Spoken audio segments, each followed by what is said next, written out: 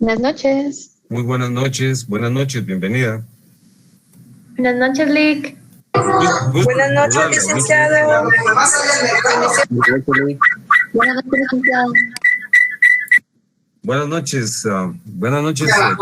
Buenas noches, compañeros. Hola, Lick, buenas noches. Gusto de poderlo ver, de saludar y hoy sí de poder entrar a la clase. El gusto es para mí, bienvenidos. Buenas noches, Lick. Muy buenas noches, gusto de saludarlo. ¿Qué tal, Lick? Buenas noches, gusto saludarlo. ¿Qué tal, Jonathan? Mucho gusto de saludarlo.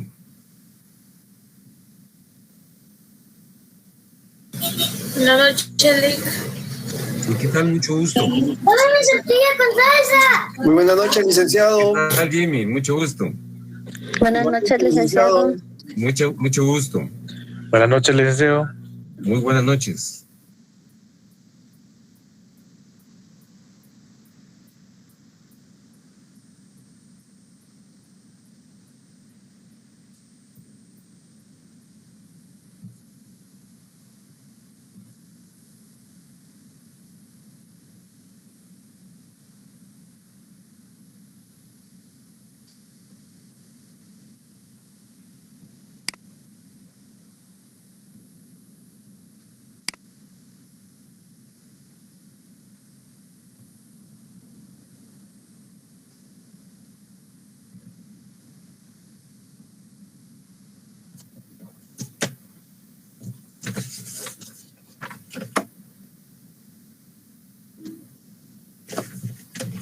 Licenciado, empezamos a ver a los compañeros, gracias. Lick, perdón y buenas noches. Permítame un momentito. Ok. ¿Cómo hacen ellos para incorporarse a Facebook Live? Sonia, ¿cómo hacen para incorporarse a Facebook Live?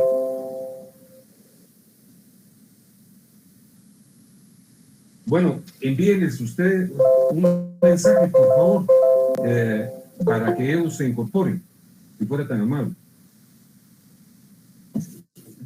Por la vía del WhatsApp les van a notificar el procedimiento para incorporarse. Lastimosamente. Licenciado, perdone. Una consulta. No sé si a usted se le facilitaría también la plataforma de Zoom, porque ahí, si no estoy mal, no tiene límite para usuarios, por eso le hago la afirmación. Pero para una ocasión venidera, yo creo que esta es una alternativa que ofrece alguna comodidad. No sé por qué razón, pero la facultad no tiene esas licencias y yo no la he tramitado. Si esta alternativa no se concreta en esta oportunidad, pues utilizaremos Zoom sí, 250 personas. Sí, hay varias personas que ya están mandando las solicitudes de amistad. Entonces yo creo que se van a incorporar en un Marvin también, una solicitud de amistad. Qué bien. Entonces ya estarán,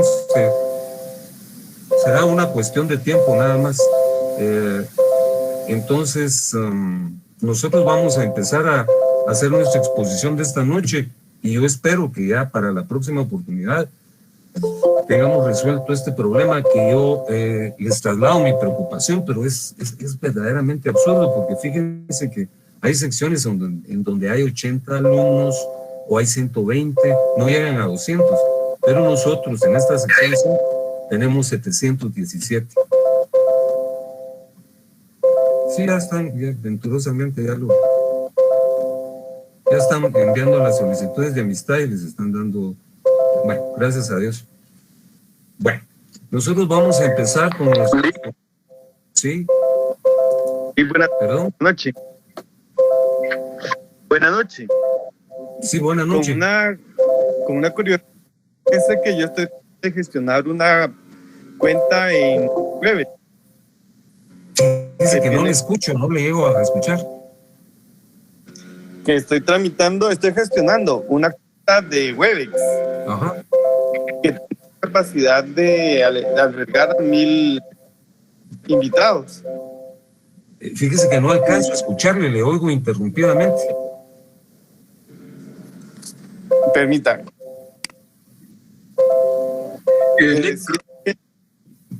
le decía que estaba gestionando una cuenta de Webex que puede tener hasta 1,000 personas albergadas dentro de la plataforma. Ajá. Y en caso la lograra gestionar, estaría de acuerdo en usarla. Ah, por supuesto, háganos el favor. Mire, fíjese que con todo respeto para las autoridades, pero este es un problema que no se debiese concretar, sobre todo a estas alturas en el segundo semestre.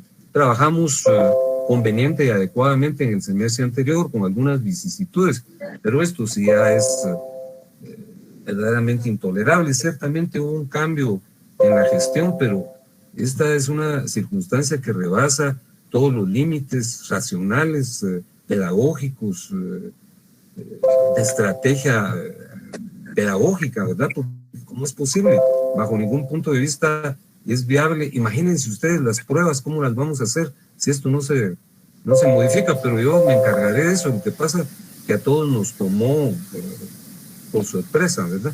Yo, si usted concreta esa posibilidad y me la informa, por supuesto que estaríamos muy satisfechos de poder utilizarla. Muchas gracias. Mayali, entonces yo estoy en comunicación con usted. Si fuera tan fino por la vía del WhatsApp, yo estaré pendiente de eso. Muy bien, gracias. Vamos a empezar la exposición de esta noche haciendo una reminiscencia de lo que hablamos en la clase precedente. Abordamos la temática informativa relacionada con el horario y establecimos que ustedes están dentro de la secuencia de 3 clases, que son Penal 2, Civil 2 y Constitucional, y que solo 2 de los cursos que se están incorporando a la estructura curricular son novedosos, que son Derechos Humanos y Sociología. Luego señalamos que lo que estudiaremos en este semestre es lo atañedero a las garantías constitucionales. Yo les señalé que dentro del contexto de la teoría de la Constitución existen 2 tópicos sumamente importantes. Uno es el relativo a los mecanismos de defensa de la Constitución, en donde se incluyen herramientas de todo tipo, económico, político, social. Hablamos particularmente de los políticos, mecanismos políticos como el veto que está regulado en el artículo 103 constitucional, o lo relativo a la aprobación del presupuesto o a la interpelación de los ministros. Pero particularizamos en el extremo relacionado con las garantías constitucionales, que son los mecanismos jurisdiccionales de defensa de la Constitución. Es decir, los procesos encaminados a concretar la defensa de la Constitución. Y concluimos señalando que el universo de nuestro programa se reduce, y esta es una afirmación relativa porque su amplitud es significativa, pero se reduce básicamente a 3 figuras. Vamos a estudiar, yo creo que ya la semana entrante, el amparo, vamos a estudiar la exhibición personal y vamos a estudiar lo atañedero a las inconstitucionalidades. Las inconstitucionalidades generales o abstractas y las inconstitucionalidades en caso concreto. Yo adiciono siempre lo relativo a la exposición de datos, ¿verdad? Que es el habeas data. Y algunos otros detalles vinculados a la actividad jurisdiccional, particularmente de la Corte de Constitucionalidad. De tal cuenta que ese es el espectro que yo les presenté en la clase anterior. Establecimos también la diferencia, aunque ustedes ya la conocían, entre lo que es el derecho sustantivo y el derecho adjetivo. Y les señalé que en el curso anterior estudiamos el derecho constitucional desde el punto de vista sustantivo, pero que ahora lo vamos a hacer desde el punto de vista adjetivo, o sea, la ejecución de los derechos consignados en la parte dogmática de la Constitución. Seguidamente les voy a presentar la temática de esta noche.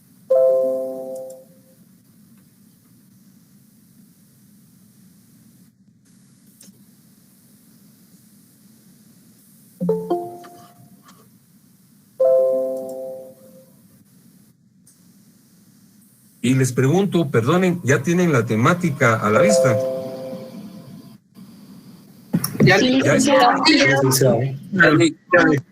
Vale, muchas gracias, muy importante saberlo.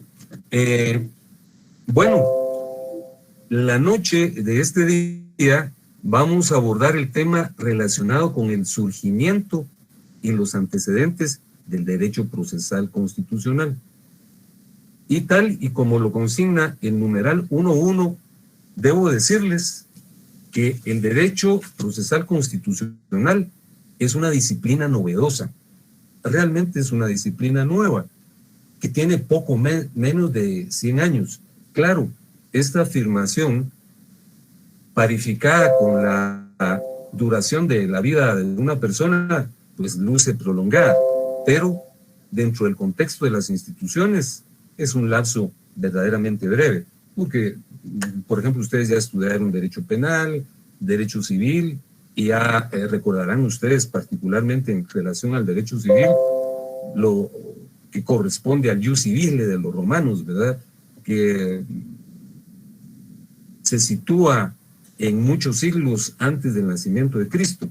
El derecho procesal constitucional tiene algunos antecedentes así, pero para afirmarlo con concreción, debo exponer y ratificar lo que yo les acabo de decir, que el derecho procesal constitucional es una rama nueva, porque surgió, como lo dice el 1.2 de la exposición, surgió en el siglo XX, en el año 1920, como ustedes lo advierten en la lectura del párrafo 1.2, y surgió cuando aparecieron los tribunales constitucionales.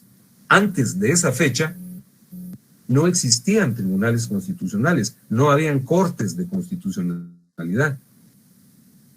Surgieron en Austria y en Checoslovaquia. El primer tribunal constitucional surgió en Austria y el que lo auspició, el que lo generó, el que lo promovió fue Hans Kelsen, un personaje que ya fue relacionado en el curso precedente. ¿Se recuerdan ustedes, porque lo hablamos con detenimiento, de la famosa pirámide de Kelsen, en donde se trata de evidenciar la supremacía constitucional? En la parte más alta de la pirámide aparece la Constitución, luego las leyes ordinarias y finalmente las disposiciones reglamentarias. Y Kelsen formuló esa metáfora visual con el propósito de que se advirtiera que ni las leyes sucedáneas o leyes ordinarias ni los reglamentos pueden contrariar la Constitución. Entonces hago esta evocación para señalarles que lo que ya expuse, el derecho procesal constitucional es una rama nueva, novedosa, que surgió hace menos de un siglo, ¿verdad? Y que surgió en 1920 en Checoslovaquia y en Austria con el surgimiento de los primeros tribunales constitucionales. Fue en Austria y en Checoslovaquia donde aparecieron las primeras cortes de constitucionalidad. El padre del derecho procesal constitucional, como lo vamos a reiterar dentro de unos momentos, fue Hans Kelsen. Pero fíjense ustedes que seguidamente aparecieron juristas de mucha valía en Europa y uno de ellos en América. Los precursores, los impulsores, los generadores del estudio del derecho procesal constitucional son, repito, en primer lugar, Hans Kelsen. Pero en Italia aparecieron dos grandes juristas, que son o fueron Piero Calamandrei y Mauro Capelletti, a los que estamos señalando aquí. Calamandrei y Capelletti escribieron como que si toda la vida se hubieran dedicado al derecho procesal constitucional, pero ya eran personas maduras cuando empezaron con esta preocupación y escribieron muchos textos. En España surgió otro procesal constitucionalista muy importante, que fue don Niceto Alcalá Zamora y Castillo, y en Iberoamérica el más significado fue un mexicano que fue don Héctor Fix Zamudio, que falleció hace relativamente poco, creo que unos 4 o 5 años.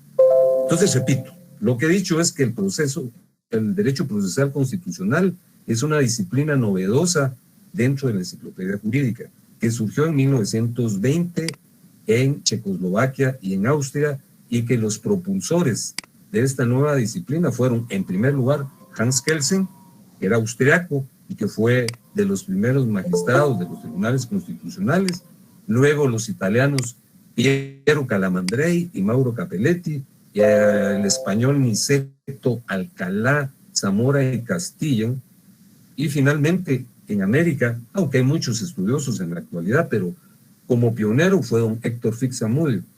Ahora Héctor Fix, el hijo, es el que ha tomado la estafeta de su papá y el que prosigue con esa importante actividad en México, dentro de otros. Sin embargo, yo les señalaba que algunas personas evocan como antecedentes algunas manifestaciones legislativas de la Edad Antigua, y como el programa de estudios solicita que hagamos referencia a estos tópicos, pues lo haré de forma breve, aunque estos asuntos ya fueron abordados por nosotros en el curso anterior. Fíjense que algunos estudiosos, esto está expuesto en el numeral 1.3, algunos estudiosos consideran que el antecedente más remoto del derecho procesal constitucional lo encontramos en la Politeia griega. Yo les expliqué en el semestre anterior a mis alumnos, muchos de ellos están escuchándome, y de seguro que quienes se incorporaron a la clase, a esta sección, en este semestre, también lo oyeron de voz de su profesor.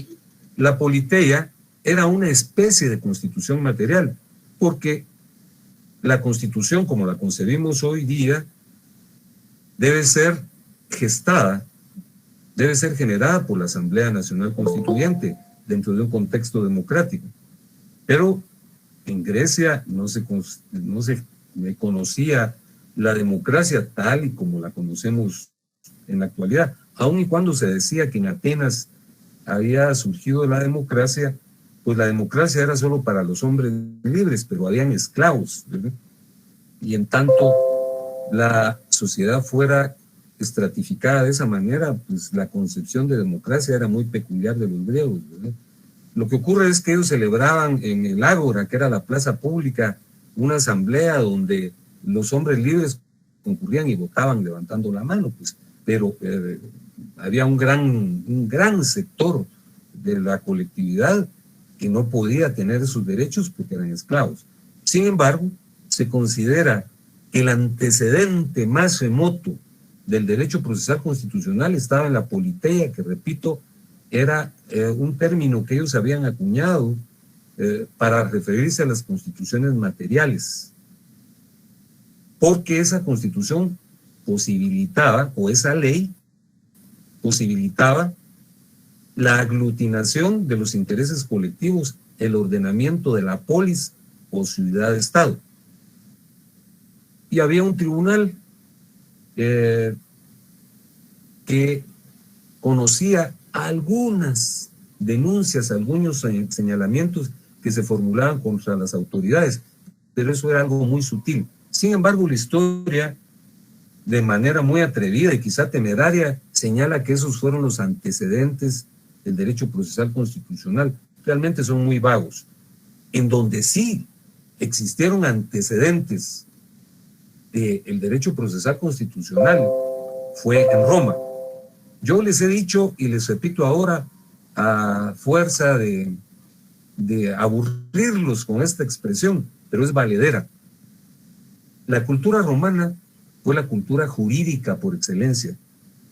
La mayor parte de instituciones que conocemos hoy día tuvieron su génesis en el derecho romano, particularmente el derecho civil. ¿Recuerdan ustedes que el matrimonio, el divorcio, la patria potestad, la tutela, todas esas instituciones ya eran conocidas en Roma. Existieron grandes, pero grandes juristas como Gallo, Papiano, Ulpiano. Entonces todos ellos generaron una estructura sumamente importante que posibilitó que la misma trascendiera durante los siglos hasta llegar, no intacta, pues porque ha sido modificada hasta nuestros días. Entonces en el 1.4 yo le señalo que como antecedentes del derecho procesal constitucional, pero ya un poco más perceptibles, no tan tenues como había ocurrido en Grecia, en donde les dije que el antecedente era que se podía denunciar a algunas autoridades, pero en Roma sí existían elementos básicos que defendían los derechos de las personas. Y les cuento de dos de ellos. Primero, el que aparece en el 1.4, el edicto del homine libero exhibendo. Era, como les voy a referir, una disposición que ordenaba la exhibición de un hombre. Y les voy a contar a qué se refería este famoso edicto del homine libero exhibendo. Fíjense que en Roma antigua, la celebración de un contrato tenía dos características. Era ritualista y personalista.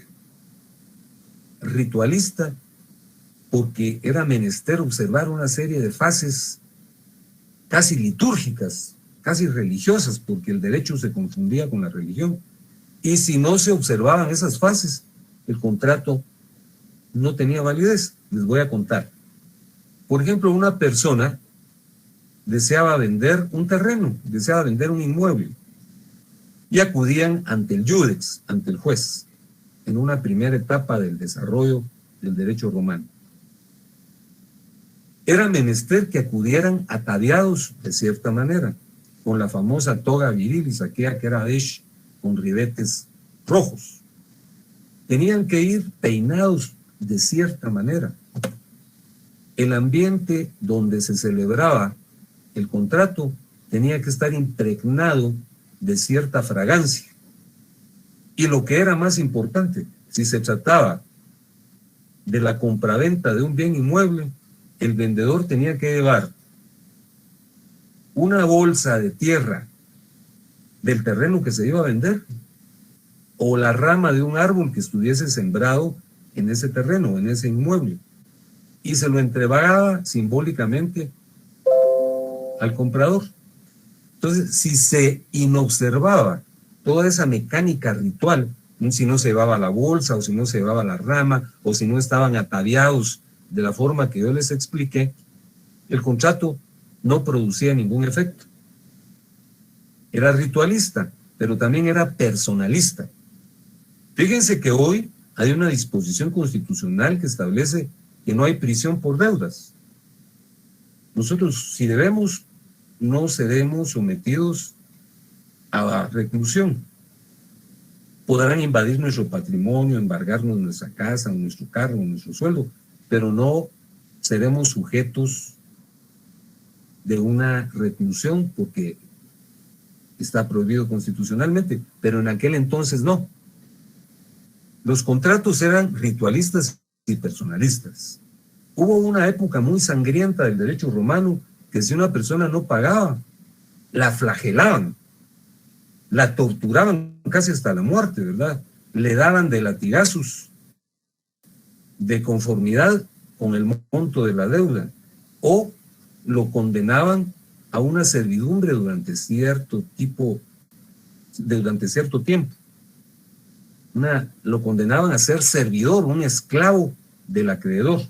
Por ejemplo, no pagaba, entonces el iudex, el juez, se pronunciaba e indicaba en su sentencia que el deudor debía prestar servicios al acreedor por 5 años.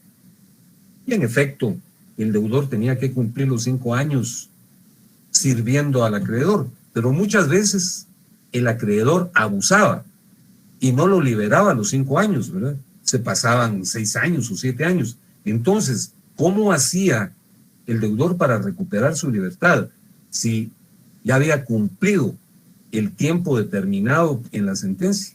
Entonces promovía esta diligencia que se llamaba del edicto del homine libero exhibendo.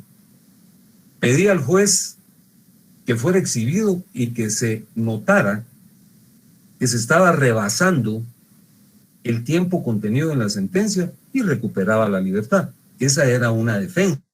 Entonces algunos autores señalan con justa razón que el edicto del homine libero exhibendo era un antecedente del derecho procesal constitucional porque estaba tutelando los derechos de un ciudadano. La otra figura a la que se hace alusión dentro del derecho romano como un antecedente del derecho procesal constitucional es la que aparece también a principios de esta hoja y como segundo párrafo del 1.4, que es la figura del tribuno de la plebe.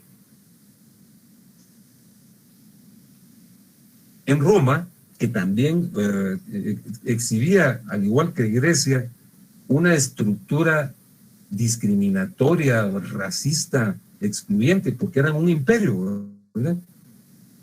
Habían dos clases sociales bien diferenciadas. Los patricios, que eran los poderosos, ¿verdad? Eran las personas acaudaladas, las que tenían, para decirlo histriónicamente, que tenían pedigrí, que se suponía que eran nobles, ¿verdad? El equivalente de la oligarquía de nuestros días. Esa era la clase poderosa. Y por el otro lado estaban los plebeyos. De ahí viene la denominación plebe, ¿verdad? Para referirse al conjunto, a las clases populares. Entonces, obviamente, como ha ocurrido todo el tiempo, durante toda la historia, salvo algunos lapsus de verdadera democracia, los poderosos abusaban de los plebeyos y no había defensa alguna que pudiera promoverse para defender los intereses de la plebe. Pero entonces surgieron en una ley que se llamaba de las 12 tablas los tribunos de la plebe.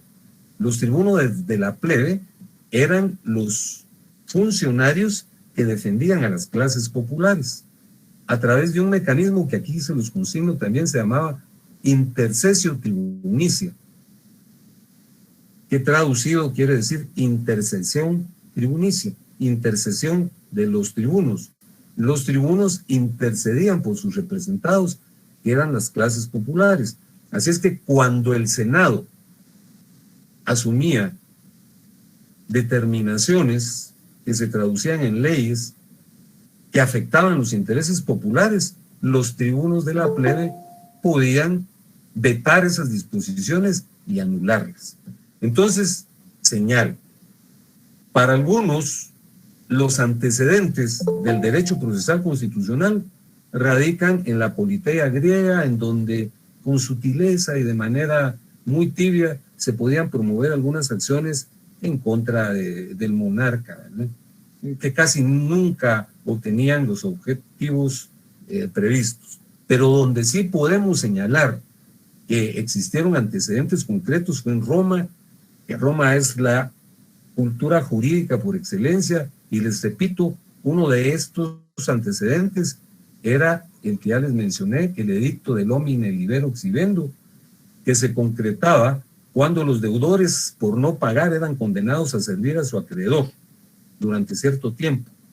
Pero cuando el acreedor abusaba y no liberaba al deudor dentro del tiempo prescrito, entonces el deudor pedía ser exhibido ante el juez para que el juez comprobara que se había rebasado el tiempo que había sido establecido en la sentencia para que sirviera al acreedor y era liberado.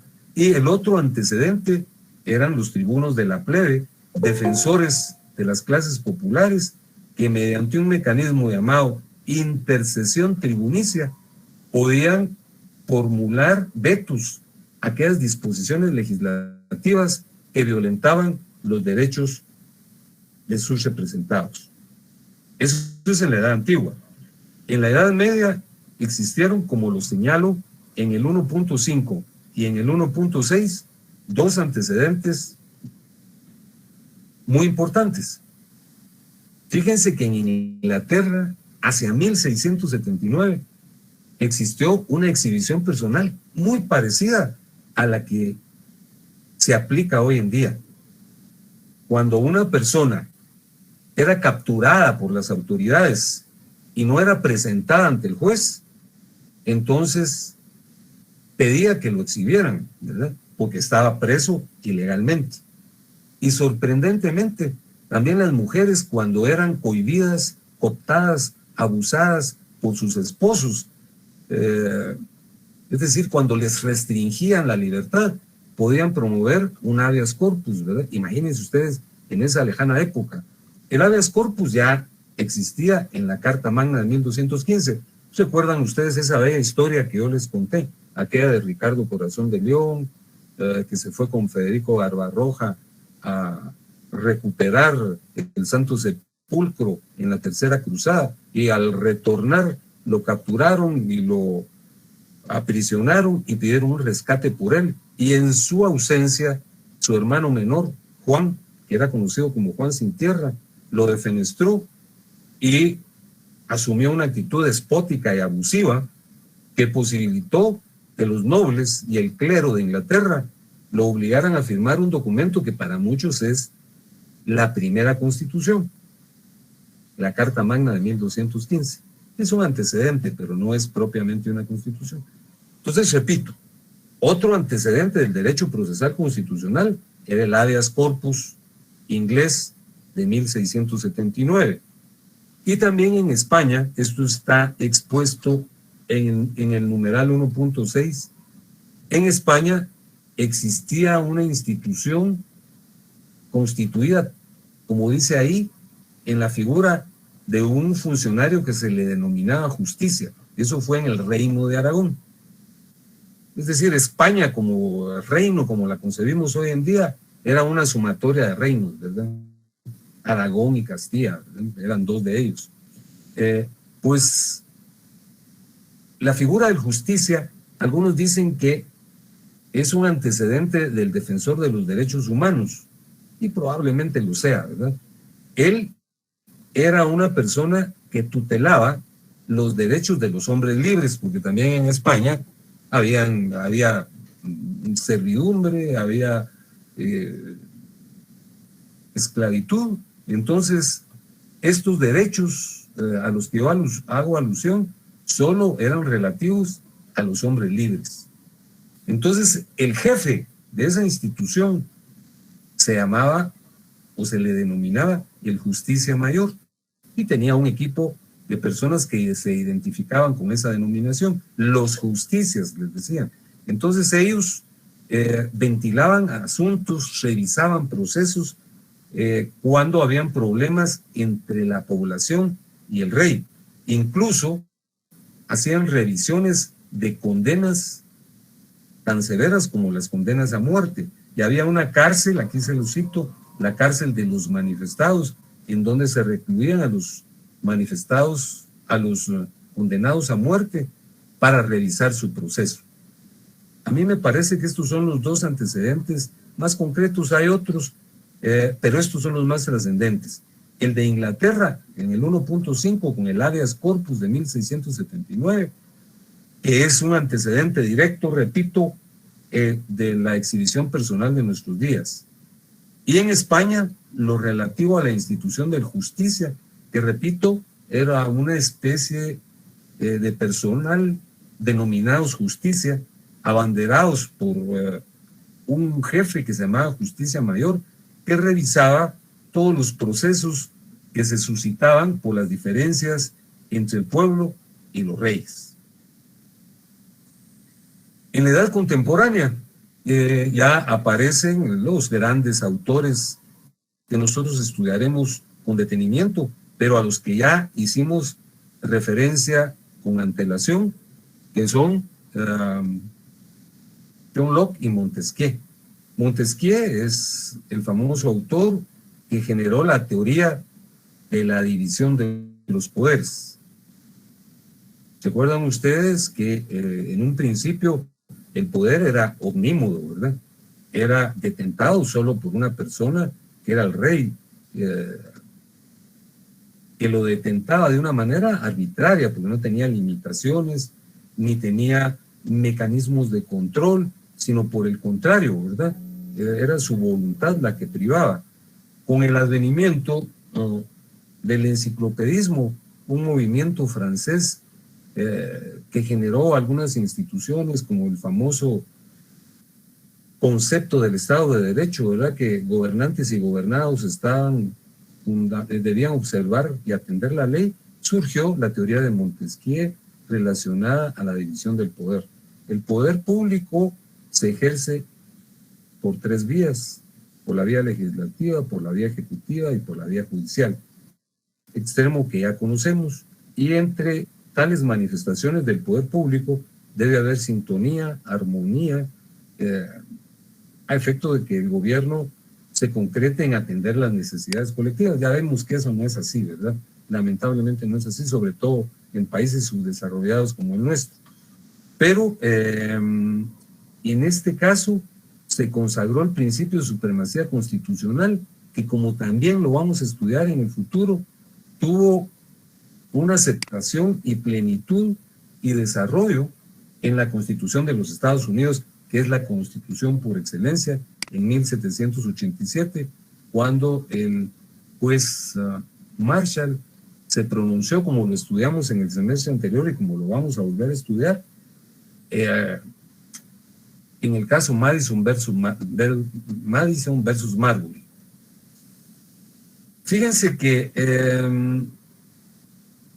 para ir concluyendo, debo señalarles que por ahí, por la tercera década del siglo precedente, del siglo XX, se suscitó una controversia entre 2 grandes profesores. Eso lo señalo en el numeral 2.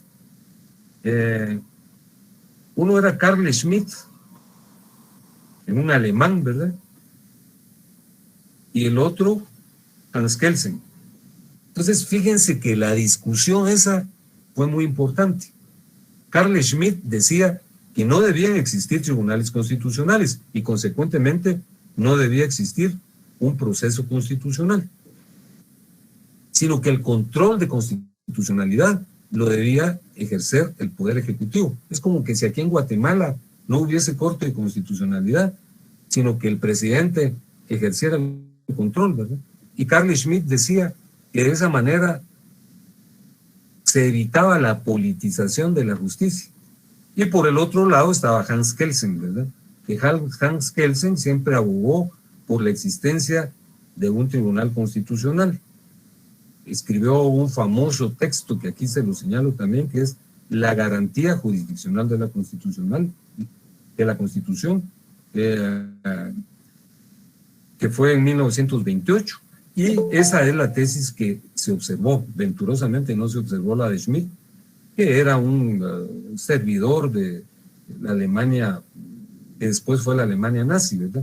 Entonces, precisamente por eso es que Kelsen es reputado como el fundador del derecho procesal constitucional. Y para ir concluyendo, les decía, fíjense que esta disciplina de derecho procesal constitucional es identificada con varios nombres. En los Estados Unidos, luego de la sentencia proferida por el juez Marshall en el caso Madison versus Marbury, se le llama Judicial Review, que quiere decir revisión judicial. Ahí, en los Estados Unidos, como ya lo explicamos, no hay tribunal constitucional, sino el control de constitucionalidad lo realizan todos los tribunales del sistema. Entonces, en los Estados Unidos no se habla de inconstitucionalidad, ni se habla de proceso, no se habla de derecho procesal constitucional, sino se habla de revisión judicial, de judicial review, como le llaman ellos. Y en Iberoamérica se le denomina a nuestra materia de diversas formas. Se le llama control constitucional o defensa de la Constitución o control judicial. Probablemente uno de los nombres más recurridos es el de justicia constitucional o jurisdicción constitucional. que de esta manera se utilizan como sinónimos. Pero excuso decirles que sea el nombre que se le aplique, pues lo importante es que exista un mecanismo de defensa de la Constitución. Por ejemplo, en algunas universidades, ¿verdad? No se habla del curso de Derecho Procesal Constitucional, sino de Jurisdicción Constitucional, que es, repito, lo mismo.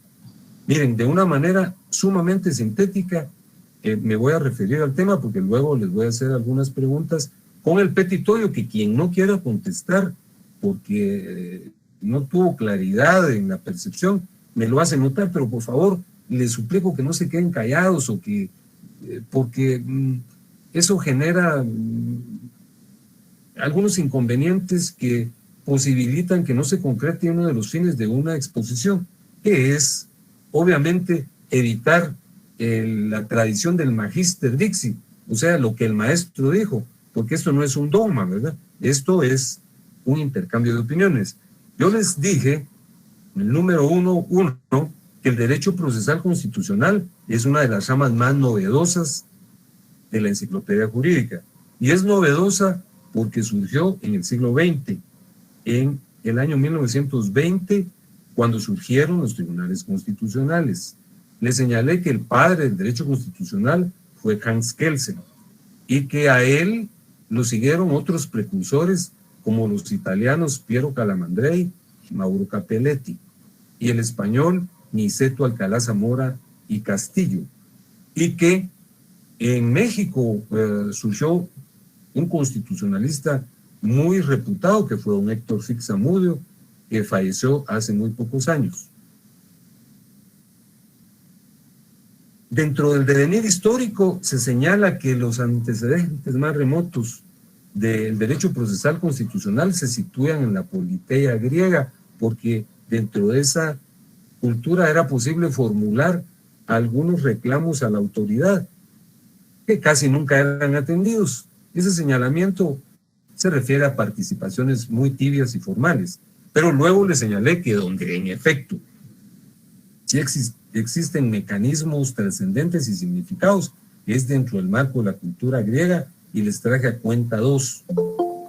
El edicto del homine libero exhibendo, que se producía cuando el deudor que incumplía era condenado a servir al acreedor como esclavo durante cierto tiempo, pero a veces el acreedor abusaba y no lo liberaba dentro del tiempo establecido judicialmente, por lo que el deudor acudía ante el judex, ante el juez, pidiendo que lo exhibieran para advertir que lo estaban sometiendo a una esclavitud sin fundamento, y entonces era liberado. Y les hablé también de la figura de los tribunos de la plebe, que eran defensores de los plebeyos, de las clases populares, y que promovían una diligencia que se llamaba intercesio tribunicia, para vetar o anular todas aquellas disposiciones que eran contrarias a los derechos de sus representados. Les señalé que en la Edad Media, precisamente en Inglaterra, existió un antecedente de la exhibición personal, que era el habeas corpus de 1679, un antecedente de la figura que ya había empezado a surgir en la Carta Magna de 1215. Y en España, en el siglo XII, existió un antecedente de lo que muchos consideran como un precursor del defensor de los derechos humanos, ¿verdad? Del procurador de los derechos humanos, con la figura de los justicias, que defendían a las personas que se condenaban en aquellos conflictos entre la colectividad y el monarca, pero solo se defendían los hombres libres, porque solo a ellos se les atribuía derechos. Y luego les dije que con Joc Locke y Montesquieu surgió la división del poder, y ahí empezó a hablarse de la supremacía constitucional y consecuentemente de la defensa de la Constitución, que se consagró en la Constitución de los Estados Unidos de 1787. Y ya para finalizar, en el numeral 2, les hablé del debate, de la contienda, de la discusión, de la disputa que existió entre dos grandes profesores. Carl Schmitt, que era un alemán, ¿verdad?, que decía que la defensa de la Constitución era competencia del Poder Ejecutivo, del presidente, ¿verdad? Para evitar que existieran tribunales constitucionales que politizaban la justicia. Pero en la discusión participó Hans Kelsen, que escribió el texto La garantía constitucional de la Constitución y que venturosamente fue la que impactó a la gran colectividad jurídica y precisamente por eso existen tribunales constitucionales. Para concluir, le señalé que la voz, el vocablo, el término derecho procesal constitucional tiene varios sinónimos. La voz anglosajona judicial review, que quiere decir revisión judicial, es el equivalente de derecho procesal constitucional. También se le llama defensa constitucional y control constitucional. Y finalmente se le llama justicia constitucional, ¿verdad? Que es un término también muy aceptado, o jurisdicción constitucional. Yo concluí señalando que la verdad es que el nombre viene a ser lo de menos. Los puristas dicen, no, hay que hablar de derecho procesal constitucional, pero el nombre, así como se dice que el nombre no hace al hombre, en este caso el nombre no hace el contenido. Lo importante es que existan mecanismos para preservar el respeto a la Constitución. Bueno, vamos a hacer algunas preguntas, o ustedes me las harán a mí. Le pregunto a Jonathan Iván Max. Jonathan. Celic, buenas noches. ¿Qué tal, Jonathan? ¿Cómo está? Muchas gracias por intervenir hoy. Buenas noches. Fíjese que hubieron algunos sucesos que generaron el derecho procesal constitucional. Está en el 1.2. ¿Cuáles fueron esos sucesos? Sí, sucedieron pues en los tribunales checoslovaco y austriaco en 1920. Sí. Bajo la influencia de Hans Kelsen. Muchas gracias. Esa es la respuesta. Muy bien. Surgieron en 1920 bajo la influencia de Hans Kelsen. Pero ahorita le pregunto a Diego Hernández. Contésteme, Diego, por favor. Bueno, le vamos a poner aquí que no quiso participar, ¿verdad? Y a Eliezer Ventura.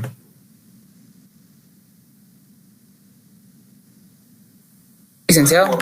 ¿Qué tal, Eliezer? ¿Cómo está? Muchas gracias por su gentileza de contestarme. Mire, ahí aparecen los nombres. Yo no les pido que se los memoricen, pero que sí los tengan en cuenta. Ya dijimos que Hans Kelsen fue el creador, pero dentro del equipo de los italianos y los españoles y los mexicanos, ¿quiénes son los autores más renombrados que participaron en la creación del derecho procesal constitucional?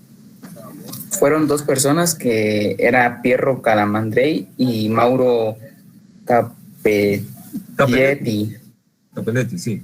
Que eran dos italianos, y de ahí surgieron lo que eran Nicetro Alcalá Zamora y Castilla, de España. ¿Y en Iberoamérica quién fue? Este sí es muy importante. Aquí está. En Iberoamérica era Héctor Fix Zamudio. Don Héctor Fix Zamudio, que falleció hace muy poco tiempo. Muchas gracias, le estoy muy agradecido. Licenciado. Muy bien. Vamos a preguntar sobre los antecedentes romanos. A ver qué me dice Denilson Monroy. Por favor, Denilson, le pregunto.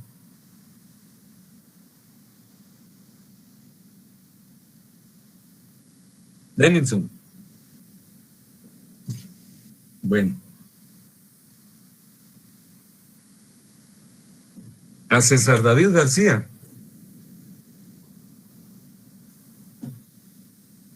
Un poco. Bien, ahí está. César. Bueno. Le vamos a preguntar a una dama. Yo no sé si así se pronuncia. Rebeca George. Sí, licenciado. Gracias, Rebeca. Rebeca, fíjese que en Roma hubo dos antecedentes del derecho procesal constitucional. Ahí están consignados en el 1.4. Solo cítemelos.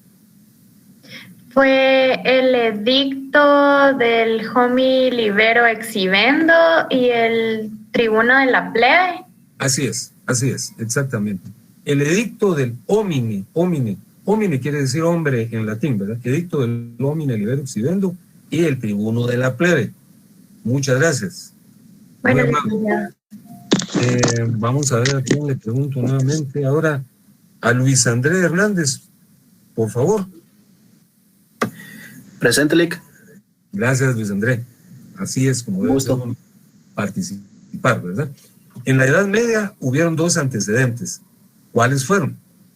Están en el 1.5 y en el 1.6. Pues el primero surgió en Inglaterra, denominado habeas corpus, en 1679. Y el otro fue el antecedente de la exhibición personal en 1215. Perdón. Sería la figura de justicia. Sí. En el siglo VII. No, 12. El siglo XII, perdón. Sí. ¿En dónde ocurrió eso?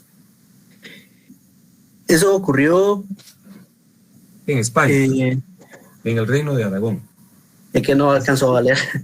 Vale. 1.6 eso fue en España. Mire, muchísimas gracias, Luis Andrés. Le estoy muy agradecido. Y finalmente, muchas gracias. Y finalmente, para concluir, le pregunto a Ana Chavarría. Presente, Lic. Gracias, presente. Así debe ser uno. ¿Cuáles son los nombres que se le asignan al derecho procesal constitucional, que están del 3.1 en adelante, 3.1, 3.2 y 3.3? Pues la denominación que utiliza Estados Unidos es el Judicial Review. También en otros lugares se le conoce como el control constitucional o defensa de la Constitución, y algunos juristas pues deciden llamarlo justicia constitucional o jurisdicción constitucional. Muchísimas gracias. Es una respuesta muy eficiente. Gracias. Feliz noche. Feliz noche. Yo les agradezco a todos los que participaron aquí. Les he puesto para evidenciarlos, ¿verdad? Y ya no volverles a preguntar a las personas que no han intervenido. Fíjense que yo no creo que sea necesario eludir una manifestación de este tipo. Perdonen que insista tanto, pero es sumamente importante para mí escucharlos, ¿verdad? Porque no tendría ninguna trascendencia, significación ni importancia que yo me limitara a exponer sin que de alguna manera evidenciara que he sido escuchado y que lo que he expuesto ha sido de alguna manera asimilado. Así es que al presentarles mi agradecimiento de nueva cuenta, les deseo que pasen ustedes muy buena noche y nos... Buenas noches. Un gusto para mí estar haciendo este semestre, ya que no tuve la oportunidad el semestre pasado. Fíjese que no sé, sugerencia. No sé si usted nos puede dar el material antes de la clase para que nosotros lo... No, Lili, perdón que la interrumpa. Cuando estemos en clase, pues, se nos va a hacer más fácil. Sí, licenciado.